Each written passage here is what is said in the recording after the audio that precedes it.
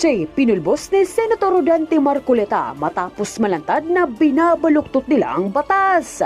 Senator Marcoleta pinangaralan ang DOJ at minudmud sa kahiyan sa kalagitnaan ng sesyon. Pero bago ang lahat, kung hindi pa kayo nakapag-subscribe sa channel na ito, please do subscribe para mas maging updated pa kayo sa mga susunod kong mga videos.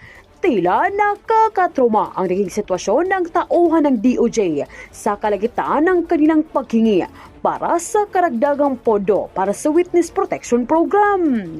Ito'y matapos banatan sila ni Senator Rodante Marcoleta sa umunoy pamimili kung sino ang malapit sa kanilang puso, yun lang ang pro-protektahan. Pinonto ni Marcoleta ang mga diskaya na kung saan ayaw ipasok ng DOJ sa witness protection.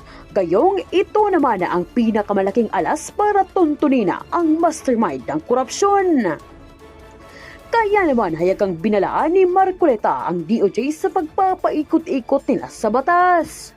Namin noon, sisisirin po namin yung bahan na yan para makita natin ang mastermind. Napakahirap po ng objective na sinet ng inyong lingkod. Kasi ayoko naman ng na-pinpoint lang natin.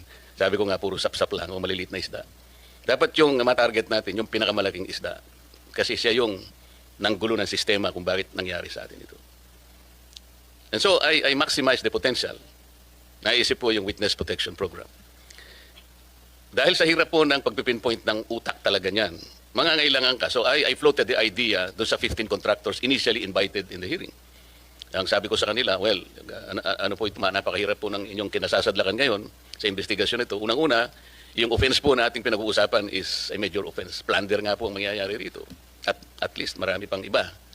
So, kung gusto po ninyo na tulungan ng Estado, meron po tayong remedyo rito because this is legislative investigation. And under the Witness Protection Program, Section 4, sinasabi niya, kung gusto po ninyong tulungan ng Estado, mahirap po ang gagawin nyo, ngunit may nakalaan pong protection and benefit provided by law. So, nung pinload ko po yung idea na yon, dalawa po yung lumabas, yung mag-asawang diskaya. And initially, he enumerated 17 members of Congress, House of Representatives. Ang nangyari po, kasi hiningi naman nila yung Witness Protection Program, so, nung panahon ko po, I recommended that they be processed under the Witness Protection Program. So, sumulat po ako sa Senate President, yun naman po yung dapat nagawin. Sa kamalasan naman po, yung araw din na yun, nagkaroon ng coup. So napalitan po ang Senate President, yung naging Senate President, ayaw niya na po. Ayaw niyang ituloy. At dahil nga po, merong sinabi yung former Secretary of Justice, we cannot process them until and unless they return yung kanilang mga ninakaw, blah, blah, blah. So the new Senate President, pinangatawanan niya yun. So nga naman, sabi niya, the Secretary of Justice, sabi niya, that's a good policy. Kailangan mag-restitute muna sila before they can covered by the WPP. Paano po? How can we begin to even pretend that we know what to do and to help the state prosecute? Kung sasabihin na kahit nawala po sa batas, ipipilit halimbawa ng inyong dating secretary, na kailangan mag-restitute muna. I told him it is not a requirement under the law. But he insisted in saying, well, yeah, it's not in the law, but we can always agree on something like a good policy for the state. Do you agree with him? I agree with the position of Secretary Boying Rimulya, now the Ombudsman. Basically, it being one of the conditions. When we look at this, Your Honor, no, we're looking at on the ultimate objective, paano yung Estado mananalo at mapapanagot itong mga to.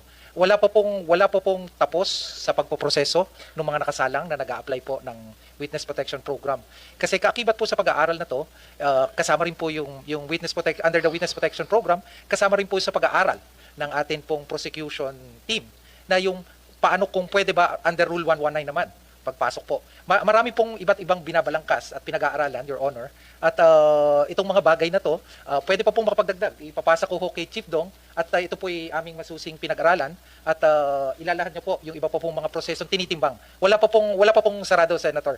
Lahat po ay tinitimbang pa. If with the permission of the Senator.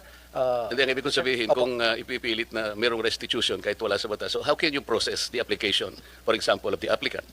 Kasi, kung tinignan mo yung I think the applicable section is Section 10.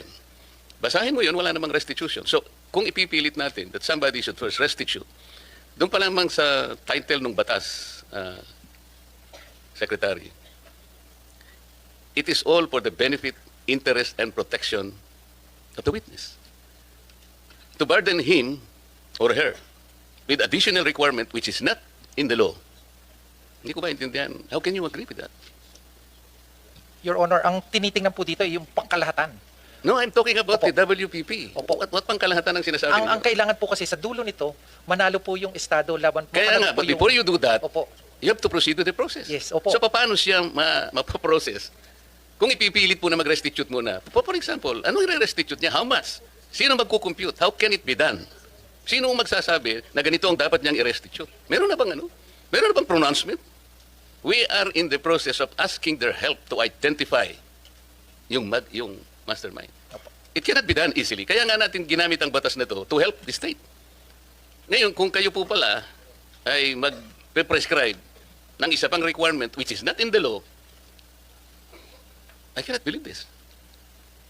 Ito yung dilemma namin eh. Kaya nung pinipilit niya, sabi, and ako po nagtataka kung bakit kayo rin nag-agree kayo. So ano po talaga kayo po yung ano eh. Ang DOJ is the principal law agency. If the principal law agency of this government will not even understand the basic requirements of the law para lamang magkaroon ng nag-a-apply pa lang yung tao po eh.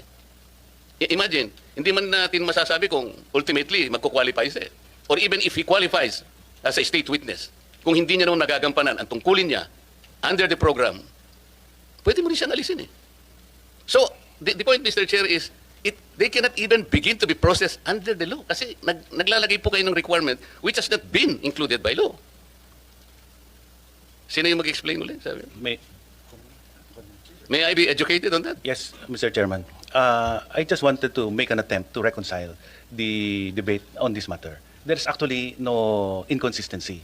First, it is correct that under Section 10, the law provides for the qualifications for a person to be qualified as a state witness. Nandun po yung materiality at absolute necessity ng testimony ng tao at corroborated po to on its material points by other witnesses and that he is not the most guilty. Okay. Now, under Section 5, which refers to the memorandum of agreement that has to be executed between the DOJ and the potential state witness, nakalagay din po dyan yung necessary matters that should bind the agreement dito po sa Witness Protection Program.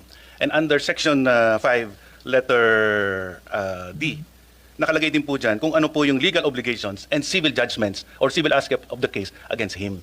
Ang ibig lang pong sabihin niyan, kakausapin naman po siya, maaari pong i-process yung application niya, but under the first statement under Section 5, What specific provision under that law? Under that provision? Section 5 po says Ano nga, that basahin mo. before a person is provided protection under this act, he shall first execute a memorandum of agreement Okay. which shall set forth his responsibilities, including the following. Oh, ano So nga? kasama po dun sa Ano mga nga, obligations. ano nga? Ito po, to comply with legal obligations and civil judgments. So dun sa civil judgments po, this refers po to the civil obligation pertaining to the May crime. civil judgment. No.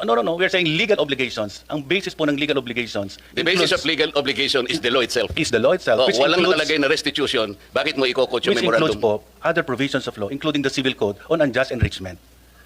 Kasama po yan. Every law should be read consistent and harmoniously. Paano mo nga with other i-apply provisions of yun, the even law. the civil code? How can you apply? Paano, anong i-restitute niya? Alam mo, magkakatalo lang tayo rito eh.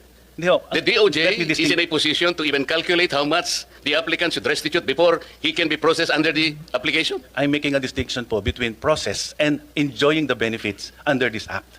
So, ipoprocess na po yan dahil matagal po naman ang paraan para malaman at matuntun ang lahat ng civil wala pa nga obligation. pong statement whether or not meron nga sila. Wala pa tayo eh. Kailangan po natin makuha ang mga statement ng mga potential witnesses. Kailangan pong evaluate, kailangan pong malaman. Doon sa, kung ano po doon sa yung memorandum na unang- sinasabi mo, Yusek, sinasabi restitution? Opo, kasama po. Sinasabi dyan? Hindi, ang word po dito ay civil and legal obligations. Understood po na ang legal obligations has many sources. Saan ang Kasama gagaling po, ang obligation? The law does not provide restitution in the first place. That is very simple. legal obligation po has a Huwag specific kayong definition. mag-imagine ng argument, Yusek. Magtatagal lang tayo rito. This is very simple enough. Apo. Anyway, ang sinasabi ko lang Kapag po, ka ba hindi provided ng batas, magiging reasonabling obligation under the provision you're quoting? we are saying that legal obligations is defined under You the law. cannot- you And cannot legal even- obligations you includes cannot unjust use- enrichment. Your opinion will even matter here. That's your opinion. Ang pinag-uusapan natin is the requisite of law. Thus, the maxim expressio unius est exclusio alterius ring a bell to you? Alam po natin yun. Ang So, anong sinasabi ibig ko po, sabihin nun? Ang what is expressed excluded is not included. Kaya nga. You are including an opinion which was not expressly enumerated under Section 10 of the law. Hindi. We submit, Your Honor, that a witness can be processed under this program, but he cannot receive any of the benefits as stated in Section 5 unless the matter referring to legal obligations is reduced into writing in a memorandum. So, Yan Mr. po ang Chair, posisyon namin. the opinion of the USEC is trying to supplant the very clear and categorical provision of law. We submit, Your Honor, we're just reading the text of Section 5. Your Honor, may I also add, we are trying to get to the bottom of the You investigation. are adding an opinion and you are supplanting the basic provision of law. You cannot do that. And sabi pa nga natin, the spring cannot rise higher than its source. Tama? Opo. Paano? Pati opinion mo, gagamitin natin. Sana wag ganun para hindi na tayo magtagal. Ano? Paano nyo mapoprocess ngayon ito, Sec, Vida?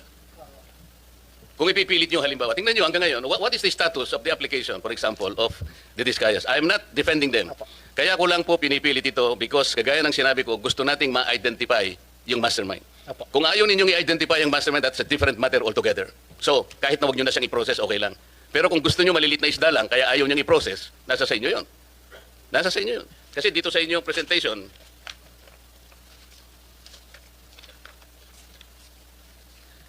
yung Office ng Secretary, yung law enforcement program ninyo, yung percentage of successful prosecution, meaning conviction vis-a-vis acquittal, is 90.14%.